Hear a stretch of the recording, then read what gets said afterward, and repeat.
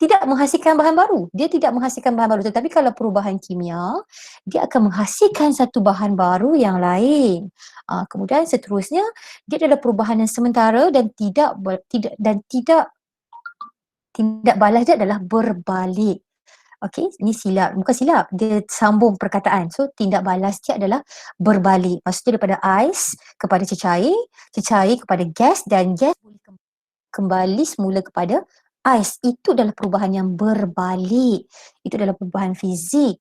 Kemudian perubahan kimia adalah dia punya orang kata perubahan yang tidak berbalik. Contohnya kalau kita bakar kertas, pembakaran kertas. Kalau kita bakar, adakah kertas itu yang terbakar, abu itu boleh menjadi kembali kepada asal? Tidak boleh. Berarti itu perubahan yang tidak berbalik. Seterusnya, kalau perubahan fizik, dia melibatkan sedikit saja tenaga. Tetapi kalau perubahan kimia, banyak tenaga. Jadi, kamu dengar saja hari ni. Nanti bila kamu buka balik cikgu punya YouTube, kamu nak buat nota ke, kamu nak conteng dalam buku, kalau sesiapa yang ada buku nota MSK, boleh tambah-tambah je notes. So, sekarang ni sekarang ni antara bulan 4 dengan apa kata bulan hingga bulan 10, 11, 12 ni, memang proses untuk mengulang kaji. Bila lepas mengulang kaji, barulah kamu boleh berjawab soalan-soalan yang dalam cikgu-cikgu Google Form lah apalah. Kalau kamu tak menguasai kandungan konten sains, macam mana kamu nak jawab soalan, betul tak? So cikgu bantu kamu dari segi konten. Okay, fizik pula dia punya komposisi bahan dia ataupun ciri-ciri kimia dia tidak berubah. Contoh dalam air. Dalam air ada H2O iaitu hidrogen dan juga oksigen. Okay, atom hidrogen dan oksigen. Jadi atom hidrogen dan oksigen ini tidak berubah dalam perubahan fizik berbanding dengan kimia. Kimia dia berubah. Okay, cikgu harap kamu faham. Jadi ini adalah contoh perubahan fizik. Kalau ais bertukar jadi air, ingat dia boleh berbalik. So itu adalah perubahan fizik. Okay, kita bagi contoh lah hari ni. Kemudian, boleh ke? Cikgu lah juga. Okay. Tiada pembentukan bahan baru. Okay, dah terang tadi. Okay, apa lagi contoh perubahan fizik? Ada tak? Ni kamu kan nak bantu tak lagi, bubuhlah gula sampai 10 sudu tu dia nak buat 1 jam tu. Nak buat ayak sekali lagi, nak buat ayak tembikai lah, nak buat ayak jagung lah. Jadi kamu akan larutkan gula, betul? Tetapi kalau gula itu kita larutkan hingga pekat, boleh tak dia berubah balik jadi gula yang asal hablur? Boleh dengan kaedah penghabluran. Maksudnya kita untuk larutan gula ni adalah perubahan fizik. Okey, seterusnya apa lagi perubahan fizik? Kalau kita ada larutan gula, okey, yang tadilah samalah yang tadi, gula tadi sama, garam pun sama. Okey. Ini contoh pembakaran arang. Ini adalah perubahan kimia. Sebab arang ni bila kita bakar dia akan jadi debu. Mana boleh daripada debu jadi balik arang? Okey, tak boleh. Jadi ini adalah contoh perubahan kimia. Tiada bahan terhasilkan bahan baru. Kimia dia pun berubah. Okay. Setakat ni okey? Boleh sesiapa voice? Setakat ni okey? Okey. Okay, thank you. Cik ingat cikgu tak nampak buku kamu ni, cikgu tak dengar. Okay, chat pun cikgu tak nampak. Okay, contoh perubahan kimia. Ada lagi pengaratan besi. Cikgu pernah tanya soalan tu dalam kelas. Cikgu lupa dah sekolah mana. Sekolah paling penting lah. Cikgu dah tanya. Ada yang jawab besi ni adalah perubahan fizik. Boleh ke paku yang besi yang berkarat nak kembali jadi seperti asal? Tak boleh kecuali kalau kita sadurkan saja. Jadi perubahan kimia, pengaratan paku adalah contoh perubahan kimia sebab yang tadi dah, okay, dia sifat dia sudah berubah, sifat kimia dia sudah berubah. Okay, tutup voice. Okay, contoh perubahan kimia lagi, fotosintesis. Kalau fotosintesis, cikgu tahu semua orang tahu. Kalau kamu tak tahu proses fotosintesis, malu ke adik-adik yang darjah 1, darjah 2 yang menengah rendah. Sebab fotosintesis ni dah diajar daripada sekolah rendah. Fotosintesis ni semua orang tahu. Fotosintesis adalah perubahan kimia. Cikgu tak mau terang lah pasal fotosintesis. Semua orang tahu, cikgu rasa. Kamu dah akan ambil SPM awal tahun 2021. Okey, apa lagi contoh? Ada tak? Oh, tak ada dah. So dia bagi kesimpulan kat sini, ni contohlah perubahan fizik, didihkan air, sekali lagi nak masak untuk buka puasa, nak masak ayak kan. Masak ayak didihkan air. Lepas tu mak pula kata hancur potong bawang, cek potong bawang. Itu pun contoh perubahan fizik. Okey. Kemudian terjadinya hujan, sekali lagi petang, sekali lagi pula kalau kat Kedah sekali lagi hujan, kalau sekali lagi malam, biasanya kami kat Kedah ni malam kemarin hujan kot, tak ingat cikgu cikgu pun lupa dah. Tapi ada hujan lah petang kemarin tak silap hujan. Kalau hujan tu perubahan fizik. Kemudian handphone pula menghasilkan hablu gula daripada semuanya jual dah buka puasa ni bersiapa tau. Menghasilkan hablu gula daripada jus tebu. Ya Allah, jus tebu pula keluar kat sini.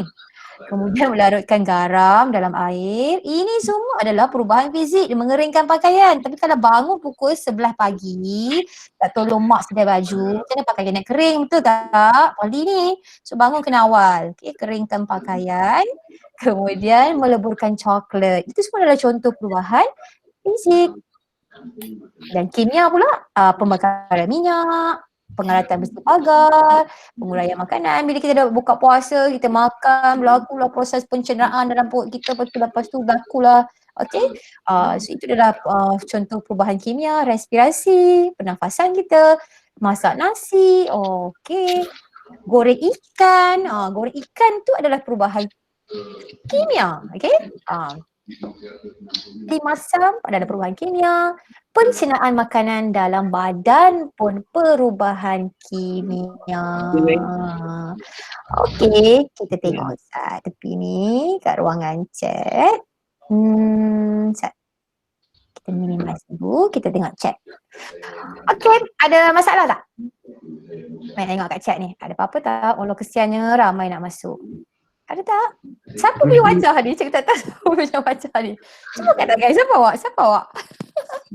Awak daripada bersoalan mana? SMKSP. Afiq Afiq Ikmal. Ya. Kenapa bukan wajah anda saja yang berada di depan cikgu punya? Cikgu punya. Okey, tapi tak apa. Jangan off video, tak apa. Okey, sekarang ni faham? Tak ada cikgu. Okey, cikgu buat santai-santai sikit petang ni ya. Okey, tak ada. So kita dah selesai ya, perubahan fizik dan perubahan kimia. Okey, boleh kita teruskan? Clear tak? Cikgu cakap Kedah sikit sore ni, orang Sabah, Sarawak. Bahasa Kedah cikgu ni pekat sikit walaupun cikgu orang Perak. Okey. Cikgu orang Bota, Perak. Mana lagi slide tadi? Adakah orang Perak kat sini? Roger, hello. Tak ada orang Kedah adik ke? Tak ada orang Perak sini dalam ni? Nogoi dia, Nogoi. Oh, jauhnya Nogoi. Nogoi ada. Sabah Sarawak ada? Sabah Sarawak? Okay. Baik. Alright. Tak apa. Ada yang malu cikgu faham. Alright. Settle perubahan fizik dan kimia. Ingat kalau tak faham, kalau dalam ni tak faham, terus voice. Ya? Ini dah settle. Kita nak teruskan perubahan fizik kimia dah selesai. Apa pula nota MSK yang cikgu bagi untuk fizik dan kimia? Senang sahaja. Cikgu dah pernah terangkan sebelum ni. Kamu tengok dekat sini. Allah.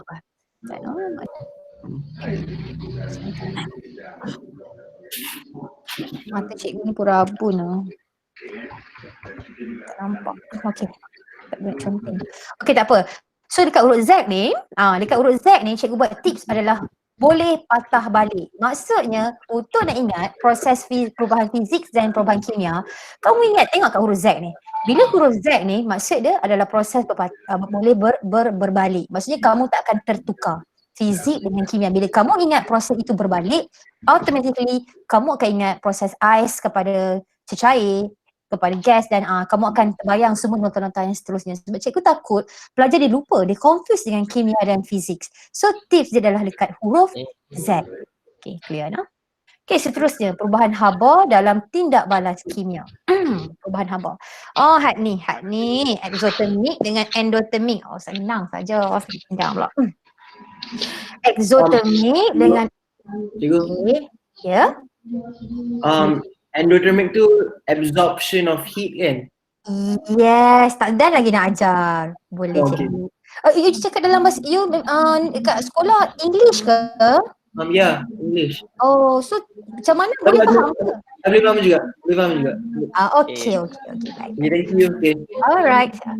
So, exothermic dengan endothermic. Cikgu beritahu mudah saja. Kalaulah kita pegang sesuatu, contohnya tangan kamu basah and then kamu pegang sabun and then you rasa panas. Bila you rasa panas, it means bahan tersebut dah membebaskan haba. Bila dah membebaskan haba, it means itu adalah tindak balas yang dibebaskan adalah exothermic. Tetapi kalau contohnya ais kita letak dalam bika atau cawan, didapati ais semakin ais sedang bertukar daripada pecah, ketika itu haba diserap, bukan pegang dekat cawan tu. Oh, sejuk. Bila sejuk je kamu rasa apa? Sebab diserap. Sekarang saya nak faham, ais itu sedang menyerap haba dari sekeliling untuk memutuskan ikatan-ikatan antara atom yang menjadi bertukar menjadi antara molekul bertukar menjadi cecair. So itu adalah tenaga haba yang diserap. So ingat, exothermic, exo, kamu ingat exhaust. Exhaust it mean kalau exhaust motor panas, betul? Bila panas, haba dibebaskan. Ataupun exo, cikgu punya tips adalah exo export. Kalau export, kalau kita tahu orang perdagangan ataupun orang pengajian perdagangan, export it means kita bawa barang daripada dalam Malaysia keluar. So keluar, it means bebas. So, ada tips di situ. So, it means kamu release heat. So kalau endothermic it means absorb heat. Okay, cikgu cakap sekolah bahasa Melayu, tak pernah cakap bahasa orang putih. Sorry yang ni. And then bahan tindak balas akan, bila bayangkan, bila dia contohnya sekarang ni sabun tadi. Okay, sabun tadi dia akan bebaskan haba. So bahan tindak balas akan kehilangan haba. Maksudnya bila dia bebaskan, dia akan kehilangan haba dia. Berbanding dengan endothermic, dia akan menerima haba. Kemudian bila dia hilang haba, kita tahulah jumlah tenaga akan kurang. Jadi graf dia tidak akan semakin meningkat tau, sebab dia kata tenaga dia semakin berkurang. Bererti graf bagi exothermic akan menurun berbanding dengan endothermic. Nampak graf dia? Tu semakin turun. Tetapi kalau endothermic dia meningkat. Kalau exothermic turun sebab haba dia dah bebaskan. Tetapi endothermic dia serap haba. So tenaga dia, jumlah tenaga setelah tindak balas lebih banyak. Jumlah tenaga, apabila tenaga haba diserap, jumlah tenaga bahan tindak balas, bahan tadi lebih banyak daripada jumlah tenaga hasil tindak balas. Jadi suhu persekitaran dia meningkat, bekas dan larutan menjadi panas. Kita pun rasa panas. Berbanding dengan yang ni, kita akan rasa sejuk. So cikgu harap kamu boleh faham endothermic dengan exothermic. Okay, kita ada right. Ini adalah contoh gambar yang nota MSK lah. So cikgu letak conteng kat sini. Kalau exothermic, cikgu letak export. Kalau endothermic, cikgu tak bagi tips untuk endo. Cikgu just bagi tips untuk exo. Sebab kita tak perlukan tips untuk kedua-dua. Sebab kalau satu kita tahu, yang ini memang kita akan automatic tahu. Okay, satu lagi. Ni pernah keluar soalan SPM tau. Soalan SPM tu bukanlah ralat, tapi ada soalan SPM, ya, soalan SPM. Dia ralat sikit kesilapan pada soalan. Anak murid cikgu, mereka hafal tau. Dia akan bagi dua bahan, ammonium klorida dengan natrium hidroksida. Okay, tapi pelajar dia confuse antara ammonium klorida dengan natrium hidroksida. Dia tak ingat yang mana bebas haba, yang mana serap haba.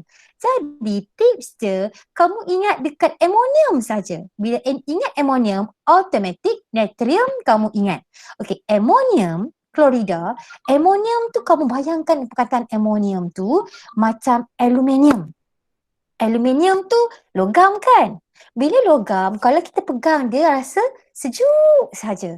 Jadi ammonium klorida, kalau eksperimen yang menggunakan ammonium, dia akan sejuk. Kalau sejuk, maksud dia bukan bebas tapi serap. Jadi dia adalah tindak balas endotermik. Oops, sorry. Cikgu nak hilangkan yang ni. Allah Akbar. Alamak. Syok terang ni dah tersilap klik. Jadi untuk natrium hidroksida dia akan meningkat suhu dia, tapi pada tahun itu soalan ada kesilapan sikit je aku rasa, sebab dekat gambar natrium hidroksida dia buat gambar dia suhu dia semakin berkurang. Jadi soalan tu silap sikit. Bukan soalan SPM kot, cikgu tak ingat trial ke apa. Jadi pelajar cikgu detect soalan salah sebab dia ingat kalau amonium dia punya suhu akan menurun. Tetapi kalau natrium, suhu dia akan semakin meningkat. Okey. Harap kamu faham. Faham ke? Faham? Faham ke? Faham Ya. nak? Boleh? Boleh. Okey. Boleh nak? Okey, tak apa. Tak apa, respon. Kalau cikgu cakap seorang-seorang pun tak seronok kan. Tapi kalau cakap semua pun tak seronok. Semua pakai nak cakap kan. Jadi bila cikgu suruh, cikgu tanya tu boleh respon. Okey, tindak balas kimia dalam industri. Yang ini cikgu tak mau terangkan. Bukan tak mau terangkan. Tetapi cikgu nak terang hari ini proses Haber. Proses sentuh ni cikgu sini lah. Tindak balas ni dalam kita punya industri ni ada tindak balas yang melibatkan tindak balas eksotermik. Eksotermik maksudnya bebas haba. Di mana tindak balas ini adalah tindak balas untuk menghasilkan amonia dan juga asid sulfurik. Dua tindak balas ini melalui proses eksotermik. Okey, ada tindak balas yang membebaskan haba. Jadi kenapa kita nak belajar pasal proses Haber? Cikgu nak fokus proses Haber. Sebab amonia ni sangat-sangat kegunaan dia kepada kita punya industri. Industri kita sangat banyak. Okey, boleh on voice. Siapa tahu apa kegunaan amonia dalam kehidupan kita? Boleh sesiapa hafal tak? Fertilizer? Fertilizer, yes, very good. Baja. Lagi? Siapa yang ingat? Saya sebut je. Semua takut nak sebut ke? Ni ada apa ni? Dah lupa lah pula. Lupa Diesel lah. lah. Diesel. Diesel. Nak buat diesel? Bukan Amonia? Bukan. Oh. Sis.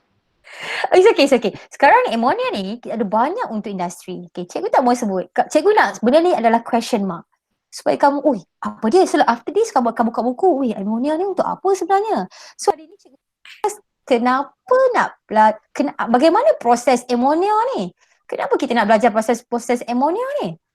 Okay, so amonia ni, proses ni, nama dia proses Haber. Kalau siapa yang dah ikuti cikgu punya bengkel bersama GPS Pistari, cikgu dah tunjuk secara detail bagaimana tips untuk proses Haber. Jadi cikgu nak mudahkan kamu, jangan risau. Kamu akan boleh faham, okay? Kita perlukan 2 gas tau. Cikgu bagi tip gas dia Nurul Hizan, NH. Tapi bukanlah Nurul Hizan. Tadi kamu jawab dalam periksa Nurul Hizan. Gas yang pertama Nurul, gas yang kedua Hizan. No. Nurul Hizan, it mean N tu adalah, first adalah nitrogen.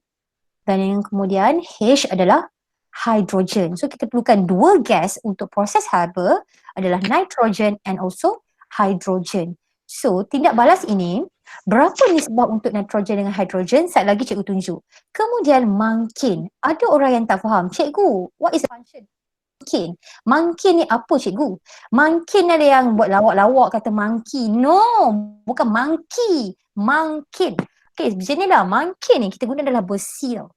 Bila besi ni kita letakkan dalam satu kebok ni, dalam proses Haber ni ada 3 kebok. Sekejap lagi cikgu akan tunjukkan gambar. 3 kebok ni, dia akan melalui 3 kebok ni, di mana ada kebok pembakaran.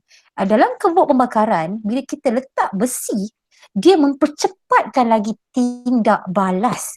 So mungkin ini adalah untuk mempercepatkan tindak balas untuk menghasilkan amonia. Kalau tak letak mungkin pun mungkin boleh, tetapi lambat tindak balas dia. Okay? Dan suhu dia memang tinggi, iaitu 450 darjah Celsius. You bayangkan kalau kita nak masak air pun berapa? Berapa ya suhu air? Takat didih air? Berapa suhu takat didih air? Anybody? 100. 100. Very good. 100. 100. Yes, 100. Yes, cikgu nak tanya satu soalan juga. 200 ATM. ATM bukan ATM machine lah. Ada yang lagi dia tak faham ATM tu apa? Atmosfera. 200 ATM ni maksudnya tekanan dia ketika itu adalah tinggi. Sebenarnya kita sekarang ni sedang mengalami tekanan atmosfera. Siapa boleh bagi nilai berapa tekanan yang sekarang kita alami? Sebab dalam kebuk ni 200 ATM. Tetapi sekarang kita ni berapa? Siapa nak try? Siapa nak try? Tak apa, salah pun tak apa. Nak tengok siapa paling dekat jawapan dia. Sebut je. 10. No. 78. 78 salah. Kalau dalam kebuk ni 200 ATM, kita sekarang ni di bumi, berapa kita punya tekanan atmosfera yang kita alami sekarang ni? Kamu tak belajar lagi kot. Yes, kamu tak belajar lagi. Maybe some of you tahu knowledge. Ada yang Google, Berapa? No, tak ada jawapan? Google lambat lah. Okay. Sekejap lagi kita tengok jawapan. Tak apa, sekejap kita bagi jawapan. Okay, kemudian itu adalah tindak balas je lah. Okay, so cikgu nak tunjukkan apa dia mula-mula. Tindak balas ke hadapan dan ke belakang. Tindak balas nitrogen dengan hidrogen menghasilkan amonia adalah tindak balas eksotermik. Maksudnya masa tu memang dia bebaskan haba. Okay, apabila suhu kemudian tindak balas ke belakang pula.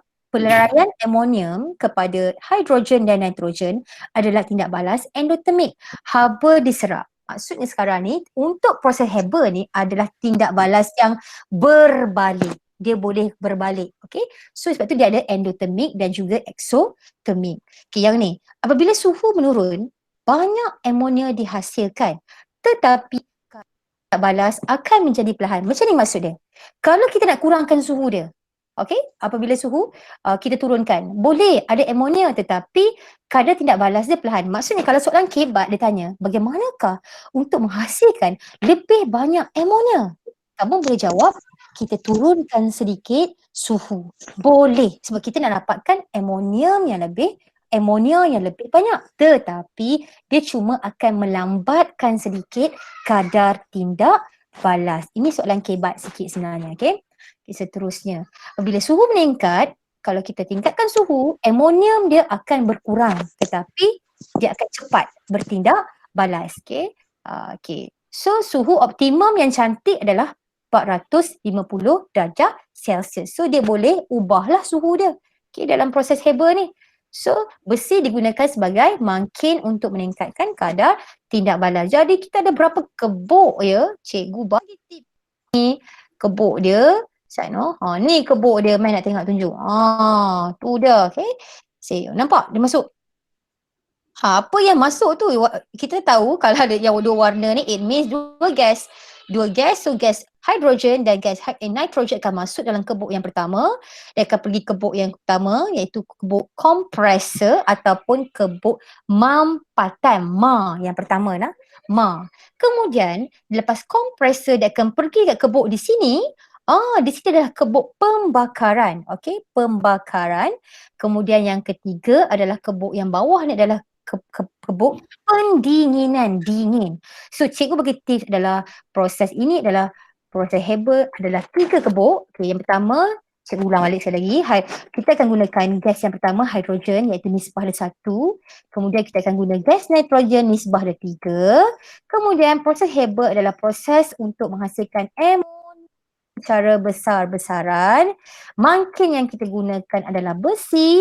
Kemudian kita boleh gunakan amonium untuk buat fertilizer tadi ataupun baja, dan juga orang kata peluntur dan sebagainya, banyak lagi ejen peluntur. Dan kita ada formula dia adalah kebuk, kita panggil kebuk dia adalah mabadi.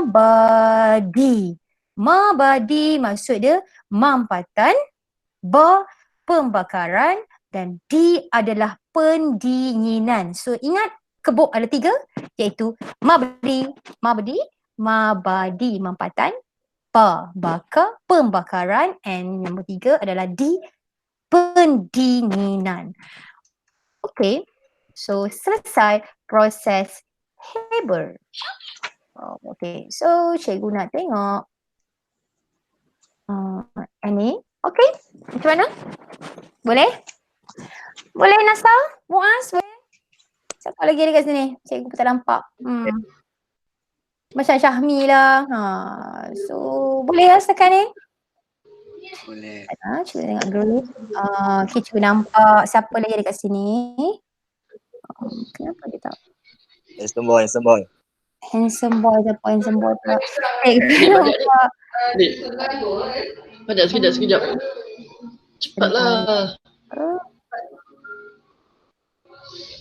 Mana cikgu nak ke bawah ya? Cikgu ni tak expert lagi lah benda ni. Cikgu nak turun lagi nak tengok muka orang lain. Okay, alright. Oh, maybe yang lain tak on video. Bila dia tak on video, dia tak keluar kat sini. Okay ya. Okay, so kita teruskan. Boleh ya? Boleh cikgu. Okay, nampak muka Afiq daripada tadi, hai. Afiq. Handsome. Tengok Sebaik handsome. Okay, alright. Senyuman yang menawan. Okay, kita teruskan. Sebenarnya kita rekod tau. Nanti ramai akan tengok kamu, muka kamu satu Malaysia lah. So kita akan buat dalam sana dulu. Normal lah, orang akan cari Instagram sekejap lagi. Right, kreatifan logam. Okay, macam ni. Logam lah. Kamu kena faham logam. Logam ni, dia boleh bertindak balas dengan 3 tau.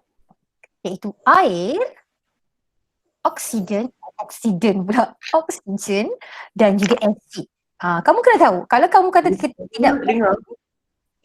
tindak kreatifan logam, kamu dalam kepala kamu kena ingat air atau ayak, and then oksigen dan juga asid. Kamu kena expert 3-3 ni. Kalau kamu expert 3-3 ni, kamu boleh jawab soalan eksperimen tersenyum riang saja. Sebabnya soalan dia sebenarnya kalau kamu faham. Okay, so tindak balas kalau logam dengan air. Kalau logam dengan air, okay, logam yang reaktif. Apa maksud logam reaktif? Kamu dah hafal kan?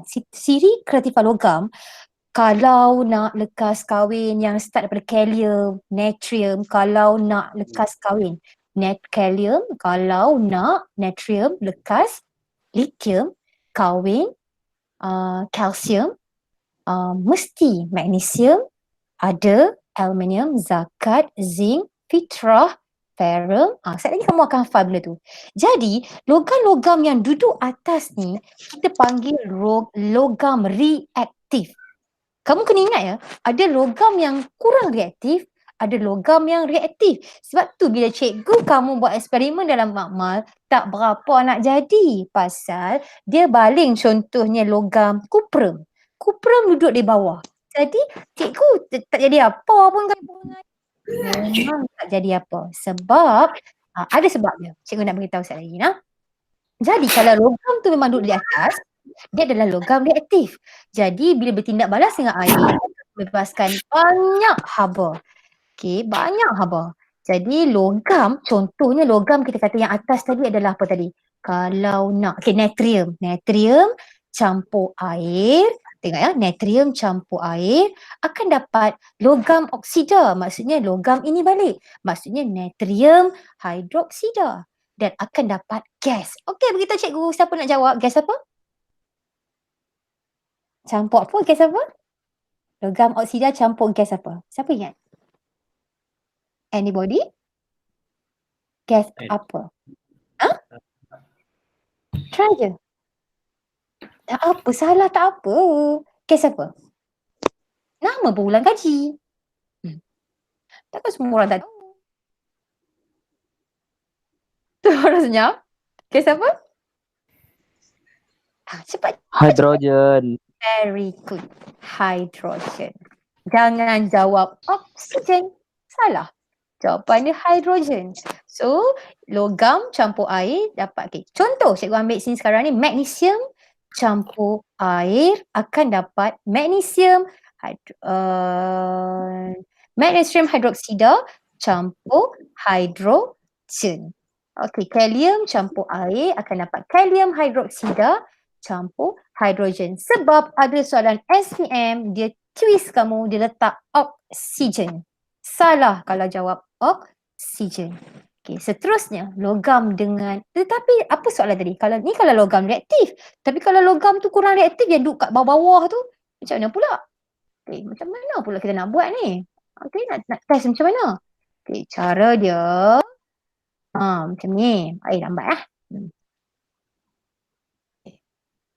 Lagut. Okey. Bagaimana logam kalau kurang reaktif? Kita kena bubuh dalam air, tetapi kita gunalah air yang panas ataupun steam. Steam tu adalah wap. Okey, dia kan cair, dia memang gas tapi yang panas lah, yang panas. Jadi dia akan nampak dia punya tindak balas tersebut dengan jelas. Kalau guna air sejuk saja, memang tak jadi apa.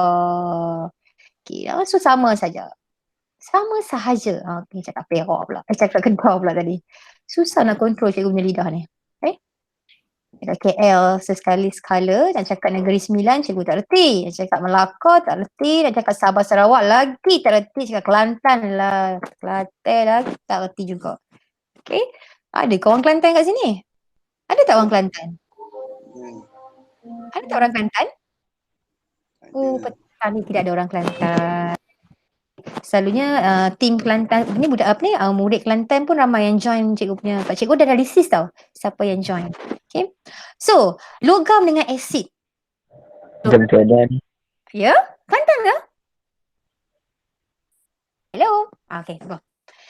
Logam reaktif, logam dengan asid. Logam dengan asid pun sama, cik no. Logam dengan asid pun dia akan hasilkan gas hidrogen. Cuma persamaan dia, janganlah hampa jawab kalsium campur asid hidroklorik cair, hampa pergi jawab kalsium hidroksida. Hidroksida adalah untuk air, tindak balas dengan air. Tetapi kalau dengan asid, kamu jawab nama asid tersebut. So kat sini diguna asid hidroklorik cair. So kita dapatlah kalsium klorida.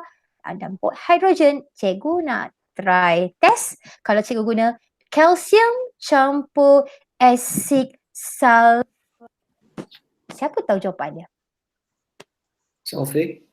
Yes. Kalau cikgu tukar asid dia adalah asid sulfuric. So what is the answer here? But the same logam lah. Kalsium. Apa nama hasil dia? Kalsium apa? Calcium sulfate. Yes, yes, in English, calcium sulfate. In Malay, calcium sulfate. Pandai pelajar petang ni. Memang pandai dah ni. Okay, very good. Siapa yang cakap orang putih tu? Nama siapa? Siapa yang cakap in English tu? Can I know you? From where?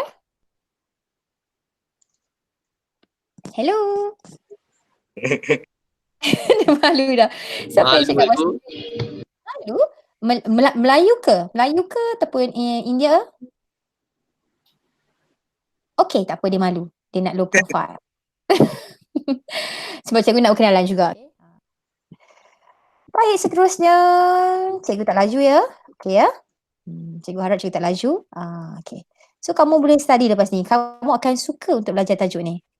Bagaimana logam tidak reaktif ni dah tadi, sorry nah. Ini sudah. Sekarang kita asid nah. Sekarang kita dengan oksigen pula. Dengan oksigen. Logam ni pun sebenarnya bertindak balas dengan oksigen. Tetapi kamu kena ingat dalam makmal, bila cikgu sebut ni logam dengan oksigen, kamu akan terbayangkan satu eksperimen. Macam mana gambar eksperimen logam dengan oksigen ni? Siapa ingat? Gambar macam mana dia punya eksperimen dia? Kalau kata dengan air tak apa, mudah je kita letak air. Kalau dengan oksigen ni bagaimana gambar dia? Adakah tabung uji tu kita letak melintang atau melegak? Menegak. Melegak? Melintang. Ini melintang. Nampak tak muka cikgu nanya? Nampak tak muka cikgu? Melintang. Ya, nampak. Muka cikgu nampak tak? Nampak. So cikgu tak nampak muka cikgu. Okey. Ini melintang, ini menegak. So kita punya tabung uji tu kita letak melintang ke menegak? Melintang. Very good. Betul kita letak apa? Melintang. Nak letak apa dalam tu? Nak letak apa? Ni lah ni handphone cikgu. Nak letak apa dalam tu? Full. Logam kan? Logam kat ujung ni kan? Okay, logam. Lepas tu, sini letak apa? Siapa ingat? Nak letak apa? Letak mancis. Ketak. Jangan letak mancing, terbakar. Tak apa. Dekat Doa satu museum. bawah tu kita akan panaskan. Kita nak panaskan apa? Nak panaskan logam ke ataupun nak panaskan kedua-dua serentak? Magnesium. Bunsen. Yes, kita guna dua peluru bunsen, kita akan panaskan dua-dua secara serentak. Tetapi ini logam. Ini apa? Nak letak apa? Nak letak apa? Siapa ingat? Serbuk Magnesium. Apa dia? magnesium. No, One magnesium form. logam. Logam kat sini. Tapi nak letak apa? Bila kita panaskan dia, dia akan gas oksigen. Oksigen itu yang akan bertindak balas dengan logam tadi. So apa bahan yang boleh menghasilkan oksigen? Natrium. Asid. Natrium. No. Asid dan Natrium. drink cair. Helium apa? Aluminium. No. Natrium hidroksida. No. Kalian Yeah, very good. Kalium manganat. Kalium manganat kita akan letak di sini. Kita akan panaskan serentak. Sini kita letak logam, aluminium ke, magnesium apa letak datang sini. Hampa akan guna peluru bunsen dua-dua, panaskan serentak. Kalium tadi akan keluarkan gas oksigen. Gas oksigen itu yang akan bertindak balas dengan logam. Jadi jadilah tindak balas logam dengan oksigen. Kalau tak, macam mana oksigen tu nak bertindak balas? Macam mana logam tu nak bertindak balas kalau tak ada oksigen? Okay, so saya lagi cari balik nota yang guru kamu dah bagi dalam kelas. So kamu untung, petang ni cikgu ajar balik sebenarnya. Ini adalah cara untuk hafal. Kalau nak lekas sebab dia tak letak lithium. Kalau dalam buku teks ada lithium. So di sini ada tips dia. Kalau nak, okay, so cikgu teruskan. Ini adalah logam natrium. Okay. Pernah buat tak eksperimen ni? Cikgu pernah buat tak? Pernah. Jadi apa? Ya, pernah. Okey, yang bersama dengan Cikgu Nurul pernah lah dalam kelas. Dia pun ingat lah, cikgu takut, cikgu sampai lari kat luar balik. Cikgu punya penakut. Cikgu nak cerita sikit lah kat kamu. Satu cerita, kisah benar. Tapi bukan pasal cikgu tau. Pasal seorang guru tu tau. Seorang guru tu, cikgu pun tak mahu sebut nama guru mana. Dia mungkin guru baru tau. Okey, satu lagi nak beritahu sebelum lupa. Ini kayak tau. Apa jangan ingat logam natrium ni direndam dalam air tau. Dia rendam dalam satu larutan di mana larutan ini tidak bertindak balas dengan natrium. Jenuh kalau kamu nak rendam dengan asid, meletup. Ini bukan air ataupun sebarang asid. Okay. Dia punya resolution lain lah. Okay. Logam natrium ni duduk atas sekali. Dia sangat reaktif. Ada seorang guru ni dalam baru tau. Dia baru masuk sekolah dan mungkin dia kena first time kena ajar tingkatan 5. Dia ambil seketui besar ni. Pelajar-pelajar semua mengerumuni beliau. Mai kat dia lah nak tengok. Cikgu tu pun kata, okey, cikgu tu pun satu, tak cuba dulu. Okey? Lepas tu kita sebagai guru pun kena cuba. Cikgu pun sebagai guru pun banyak benda eksperimen yang cikgu kena cuba dulu. Boleh bayang tak kalau seketui yang sekecil itu pun cikgu pernah baling. Sebab tu cikgu fobia, sebab cikgu pernah baling. Lepas tu benda tu punya gagah nak main lompat kat cikgu juga. Nak main sampai tak lompat kat muka, lompat kat tangan, menjerit cikgu. Lepas tu cikgu tak berani sebenarnya, cikgu agak takut. Cikgu tu ambil seketui yang besar. Masukkan dalam, ini logam lah, natrium dengan air tau, bukan dengan ni, bukan dengan oksigen lah, lompat sikit. Jadi masukkan dalam air. Kamu rasa apa yang terjadi dengan pelajar? Yes, explosion, explode. Dia berlaku, ramai pelajar yang cedera, termasuk cikgu tersebut. Dan satu lagi, kalau kamu nak tengok dekat YouTube, orang putih lagi gila-gila. Dia baling seketui natrium tu, dia baling kat dalam sungai. Sungai tu dia. Jadi, so sekali you boleh search kat YouTube, tengok. Banyak masalah you buat satu benda yang, tapi jangan buat kat rumah sebab kamu pun nak dapat logam natrium tu kat mana kan. Bukan senang logam ni dapat, okay. Okay, boleh nak cikgu cerita sikit. Kok dah termengantuk petang ni kan. Cikgu cerita lah sikit. Ini logam plumbum. Logam plumbum ni, nampak? Okay. Banyak kegunaan dia. Okay. Ini apa ni? Ini apa ni? Koi. Bauxit. Yes, very good. That words yang cikgu nak tengok. Bauxit. Kita tengok dekat TV3 kan, orang nak cerita pasal bauxit. So, what is inside the bauxit? Apa yang ada dalam bauxit? Kenapa orang nak lombong nak cari bauxit? Dalam bauxit ada apa? Aluminium oksida. Very good. Dalam bauxit, inilah bauxit. Dalam bauxit ada aluminium oksida, but kita nak aluminium saja. Sebab aluminium ni sangat berguna untuk industri. Nak buat bumbu, nak buat tin minuman, nak buat banyaklah kegunaan aluminium ni. Jadi sebab tu orang pergi cari bauksit. Bauksit ni dalam dia, tapi bukan seketui ni kita nak guna. Kita akan buatlah proses-proses pengekstrakan. Itu yang dalam kelas cikgu kamu ajar bagaimanakah proses pengekstrakan. Sebab kita cari, kita nak ambil aluminium tu daripada bauksit. Kita tak mau bauksit, ambil aluminium tu. Kita tak mau aluminium oksida tu, kita nak aluminium tudin itu. Bagaimana? Okay, Kak dia faham? Faham ya? Okay. Ini adalah logam-logam tadi lah. Logam daripada atas sampai bawah ni, cara nak hafal. Kamu hafal nanti. Boleh buka balik kita punya Cikgu Bina YouTube. Ini adalah ataupun buku tips, atau buku cikgu memang ada dalam ni. Siapa yang rasa nak beli lagi, masih ada lagi. Buku tips saja cikgu tengah cari dalam kotak, ada lagi. Okay? Buku tips tu memang nak bagi percuma. Okay? Buku tips tu memang nak bagi percuma lah. Okay, buku nota MSK masih ada lagi. Sebab cikgu memang dah tak keluar bagi ceramah kan. So masih ada lagi buku nota MSK, jangan risau. Okay, so carbon. Kenapa carbon dalam kreatifan logam ni? Carbon tak ada dalam siri kreatifan logam. Sebab carbon ni bukan logam. Tetapi carbon ni dia boleh jadi satu penanda aras sebenarnya tau. Kita tahu ada logam-logam ni yang mana bertindak balas dengan oksigen atau tidak. Jadi carbon ni boleh bantu untuk tahu logam yang reaktif dengan oksigen dengan logam yang tidak aktif dengan oksigen. So carbon ni bila kita buat satu uji kaji, kita dapati carbon ni dia terletak di antara ini aluminium dengan zinc. Carbon duduk di sini. Tetapi kita tak masukkan dalam siri kreatifan logam sebab ia adalah bukan logam. Tetapi ia adalah apa? Sampai tahu carbon tu kita bagi kategori apa? Carbon. Ya? Carbon. So adakah dia kategori bukan logam? Ya. Ya ke? Kita baru belajar. Kalau kelas cikgu dah ajar dah. Carbon. Tapi ingat? Warna hitam kan? Ya. Kita nak bagi apa? Dia punya keadaan dia. Okay. Separuh logam. Logam. Okay.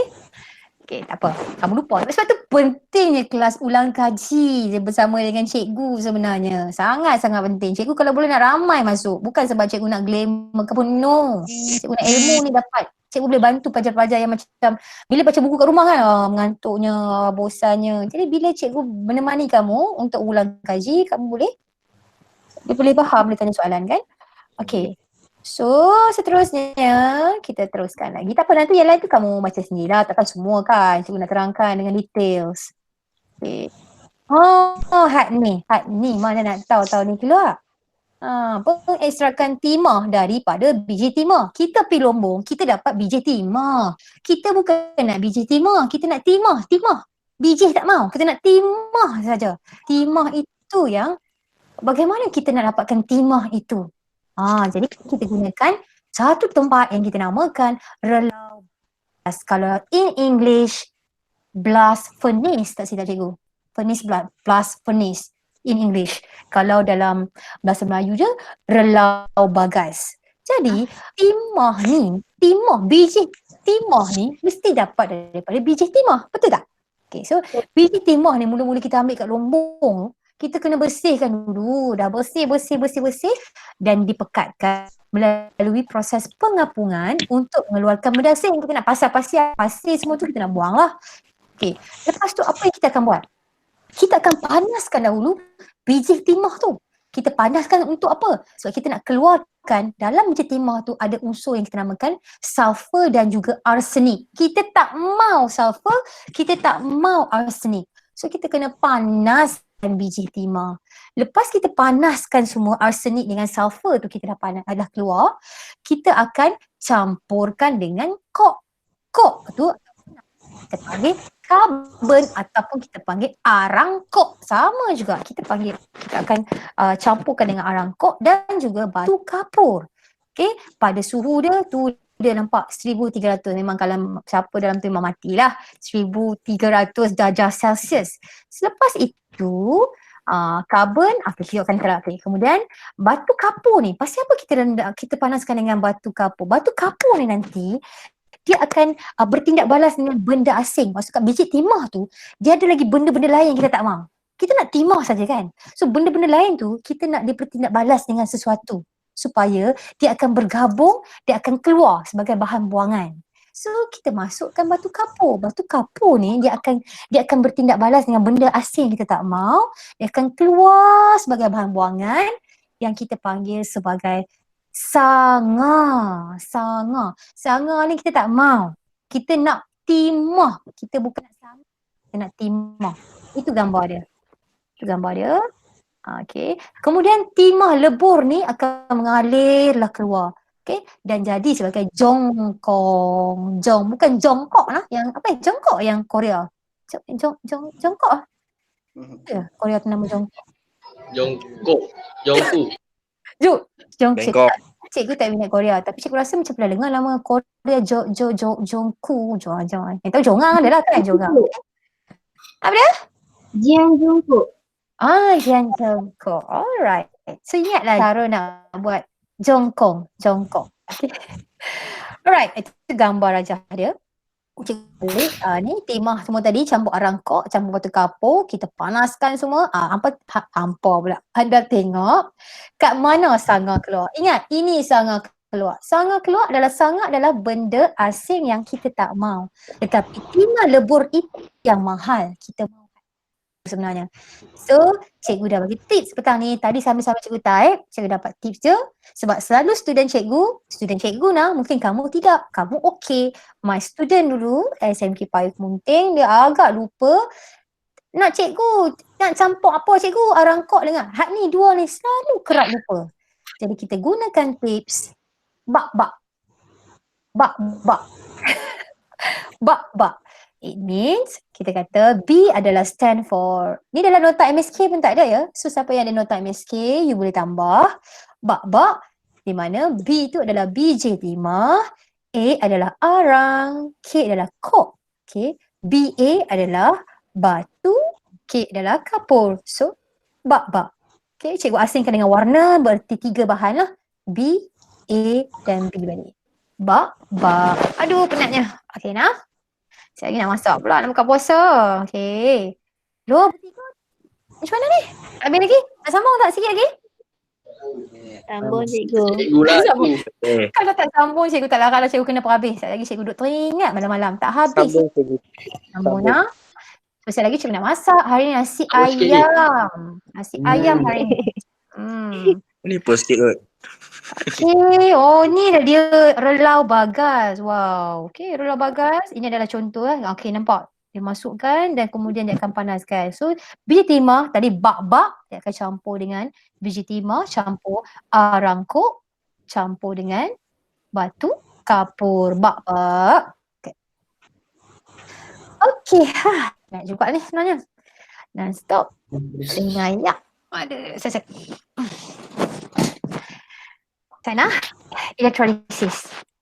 Macam ni, cikgu suka terangkan dalam keadaan yang santai. Elektrolisis ni pasal apa nak belajar elektrolisis ni cikgu? Tak faham elektrolisis ni. Senang. Elektrolisis ni sebenarnya kita nak uraikan. Okay, contohnya macam ni. Kita ada macam ni, ringkasannya. Leburan plumbum 2 bromida. Kita ada larutan plumbum 2 bromida. Cikgu nak leraikan, cikgu nak asingkan balik plumbum 2 bromida, cikgu nak ambil plumbum, logam plumbum tu. So bagaimana cikgu nak dapatkan logam plumbum tu balik? Jadi cikgu perlu melalui proses elektrolisis, iaitu proses penguraian sebatian ion. Contoh tadi plumbum 2 bromida. Dan untuk larutan atau leburan dengan menggunakan arus elektrik. So, cikgu nak terangkan, yang ini memang tips. Kamu dengar betul-betul bagaimana cikgu nak terangkan contoh untuk elektrolisis plumbum 2 bromida. Cikgu tak mau terang ni, kata anode ni tak mau lambat. Okay, cikgu dah terus terangkan ni. Okay. Boleh tak cikgu nak, cikgu tak boleh conteng lah. Cikgu nak kamu berconteng bersama-sama dengan cikgu. Faham proses di sini. Kamu keluarkan, okay. Cikgu nak kamu lukis gambar Ustaz. Gambar je. Perkataan ni jangan buat. Lukis gambar. Okey, cikgu tunggu. Okay. Yang ni cikgu minta kamu lukis. Okey. Yang bulat-bulat bawah ni tak, kamu lukis je bika ni. Kemudian kamu lukis anode dengan cathode ni. Yang perkataan ni pun semua tak payah. Bila cikgu explain, kamu tambah nota. Okay. So cikgu tak ada conteng ni sebab cikgu tak jumpa ikon untuk conteng. Okay. Mata cikgu ni bukan nampak sangat ni. Mana spek cikgu? Allah. Okay nak. Rabun. Sebenarnya cikgu Rabun. Di sekolah cikgu tak pakai spek. So jangan cikgu nampak tua. Memang cikgu tua dah pun. Okay. Okay dah. Lukis dah belum? Baru jelas. Okay. Dah? Adakah sudah belum? Kalau cikgu nak sambung? Sudah ya? Okey, baik. Dengar betul-betul. Okey, sekarang ni kita nak guna larutan plumbum 2 bromida. Okey. Contoh. Ya. Okay. Cikgu nak kamu tulis ni perkataan ni. Leburan plumbum 2 bromida. Tulis dekat atas gambar tadi. Di sini. Di sini. Leburan plumbum 2 bromida. Tulis kat sini. Leburan plumbum 2 bromida. Okey, seperti ini. Tu. Leburan plumbum 2 bromida. Okey. Dah ya? Okey. Sekarang follow cikgu. Follow cikgu dah. Dekat perkataan leburan plumbum 2 bromida, dekat perkataan leburan plumbum 2 bromida tadi, kamu tolong tulis dekat plumbum tu, kamu tolong tambah perkataan positif. Tulis sini adalah positif. Dan kamu letak dekat bromida, kamu tulis negatif. Itu maksud dia, plumbum adalah ion positif dan bromida adalah ion negatif. Logam adalah ion positif. So kalau diguna logam lain pun, kamu label dahulu sini positif dan kamu label sini negatif. Itu adalah first step. Okay, sekarang sudah faham ya? Okay ya? Okay, kemudian kita tengok betul-betul. Kamu tengok lepas kamu dah label, kamu tengok di sini. Oh, di sini terminal positif, di sini terminal negatif. Maksudnya karbon di sini ataupun karbon di sini merujuk kepada positif. Positif maksud dia anode. So label sekarang kat sini, dekat sini ni. Karbon ni positif dan kamu label sini sebagai anode. Okay. Oh, ini pendek. Ini cathode. Okay. Cathode. So cathode negatif. Okay. Kakak ni faham ya? Okay. Sekarang ni plumbum yang kamu labelkan sebagai positif bulat tu, cikgu nak dalam gambar ni, kamu tolong lukis bulat-bulat besar, buat dalam 4 bulat. 4 bulatan. 1, 2, 3, 4. Buat 4 bulat. Jangan kena pada karbon ni. Buat 4 bulat dalam ni. 1, 2, 3. Buat 4 bulat. Okay. Sudah? Okay. Lepas dah buat 4 bulat, cikgu tak boleh nak ni geramnya, nak conteng. Lepas buat 4 bulat, dekat bulat yang pertama dengan kedua, kamu buatlah tanda positif. Kamu buat tanda positif. Dekat bulat yang ketiga dengan keempat, kamu buat negatif. Sudah? Kamu boleh on video lah. Sorry. On voice. Sebab sekarang ni kita 2 kali. Sekejap ya. Dah. Okay. Kemudian positif. Apa-apa boleh on. Jadi kalau bising kamu off dulu. Bila positif, kalau positif dia akan tertarik kepada negatif kanan atau kiri? Cathode. Cathode kan? Okay. Dekat cathode ni, kamu buatlah bulatan-bulatan di keliling dia. Kamu buatlah tanda positif, ion positif. Dekat bulatan dekat cathode ni, kamu buat bulatan dekat tepi bawah-bawah ni, buatlah 2 bulatan. Maksudnya positif, dekat sebelah sini pula ada bulatan juga yang melekat dekat dekat karbon ni, tapi sini negatif. Sebab memang positif akan tertarik kepada cathode. Sebab cathode adalah negatif. Sekarang faham? Faham. Okay. So, sebenarnya kamu dah boleh dapat jawapan sebab kadang-kadang soalan tanya, apakah pemerhatian dekat cathode? So, positif. Tengok balik yang dekat sini. Kamu labelkan positif tu siap apa dia? Plumbum ke bromin? Bromida. Plumbum. Plumbum kan? Plumbum kan? Plumbum cikgu.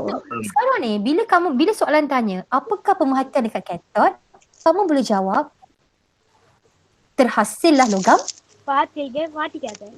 Logam apa? Logam. Dekat katot. Tadi. Logam plumbum. Logam bromida. Terhasillah logam plumbum di sini ada. Apa yang terjadi dekat anode? Terhasillah gas Bromida. Ah, panggil gas Bromida. bromin. Bromin. Nampak tak? So dalam periksa kamu tidak hentam. Kamu faham. Plumbum akan terjadi dekat katot. Sebab plumbum dia ion positif. So ini adalah dia cara dia. Nampak? So sekarang ni ingat, ion plumbum dia adalah positif. Bila positif, dia positif. Kamu tahu elektron adalah charge negatif. Jadi plumbum akan terima elektron. Maksudnya dia akan terima ion charge negatif. Ingat yang bergerak adalah, okey, boleh tutup voice. Boleh tutup voice. Boleh tutup voice. Boleh tutup voice. Okey dah, tutup voice. Okey, cikgu nak terang. Ini penting. Kamu fahamkan dulu.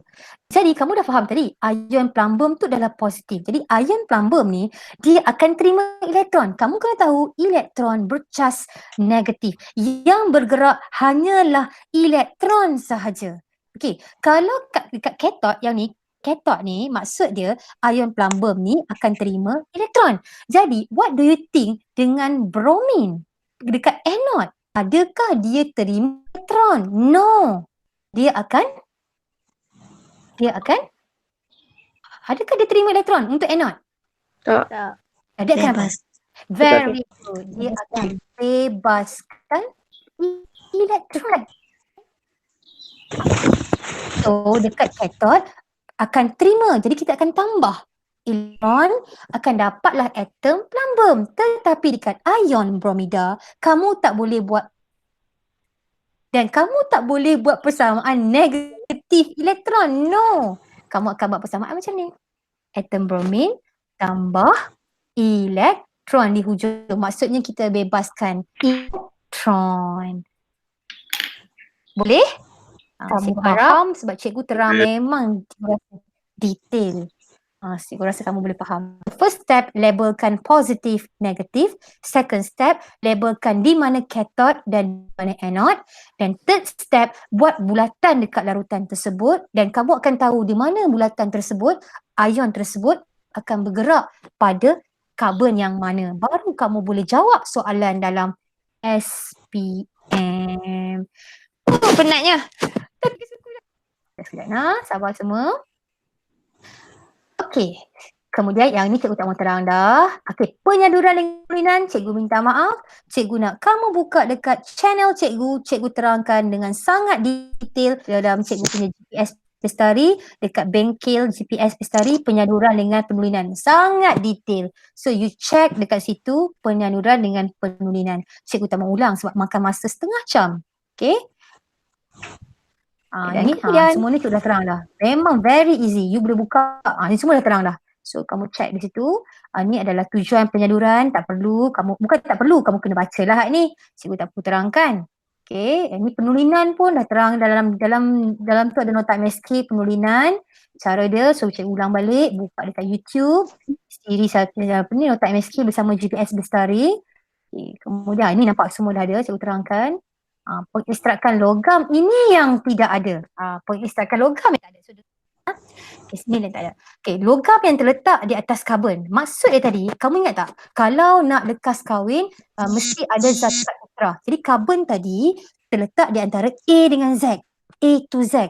A, Z, aluminium dengan zinc, karbon duduk tengah-tengah. So dia kata logam yang terletak di atas karbon. Maksudnya ni karbon di atas karbon yang atas. So start dengan aluminium dan di atas yang kalium, natrium sampai aluminium.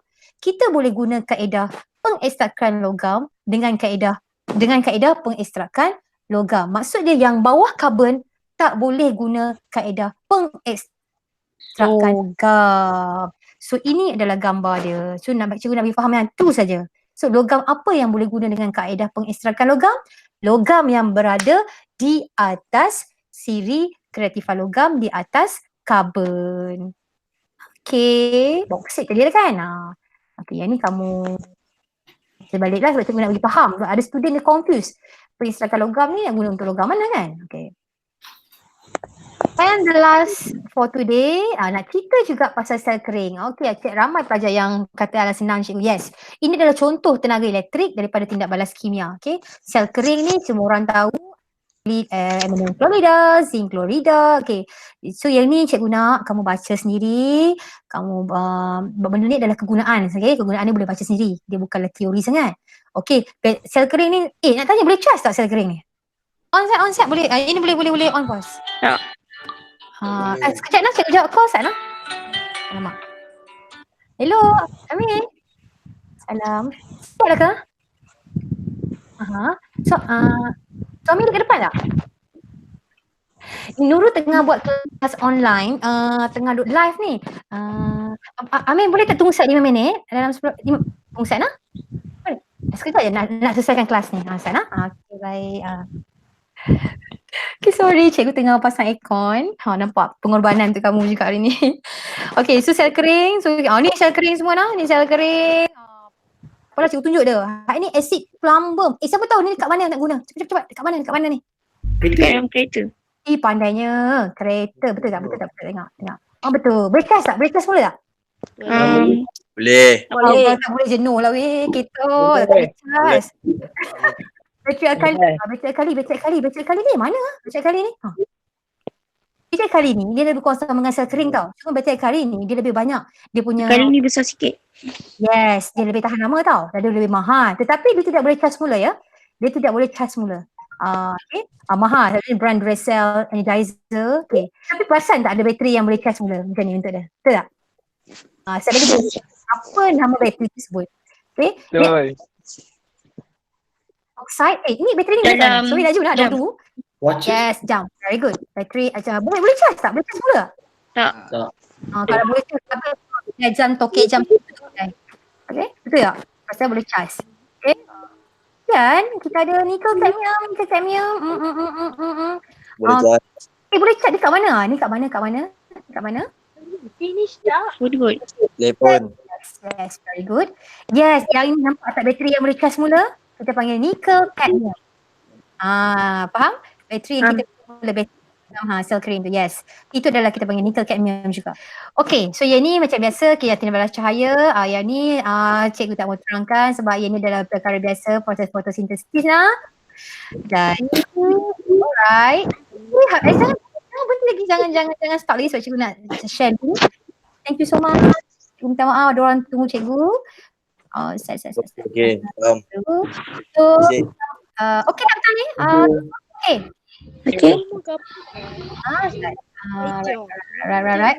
Wah, ramai. Nak ambil gambar lah, Sat. Nak ambil gambar. Nampak tak? Semua handsome cikgu. Gambar. Alright, keluarlah gambar tu. Nampaklah muka budak ni. Macam dia. Gambar. Kamera buka. Kalau kamera tak buka pun tak keluar ya. Siapa yang on kamera baru keluar gambar. Buka kamera semua. Apa? Dia akan keluar, cikgu punya setting, siapa buka kamera saja keluar. Hasan Yash. Okey dah. Alright, okay, Nasra semua ya. Baik, so terima kasih semua. Hingga 26 orang. Nak copy ni. Link kat chat. So yet, cikgu akan agak senang kalau yang terkait dengan meter habis PKP ni juga which is one screw. Alright, copy link. So cikgu akan masukkan dalam kita punya ruangan chat. So semua orang klik di situ. Cikgu tahu sekarang ni you all adalah orang yang okay. So selamat semua, selamat buka puasa. Cikgu minta maaf tidak sembang apa. Okay, bye semua. Assalamualaikum. Bye. Salam.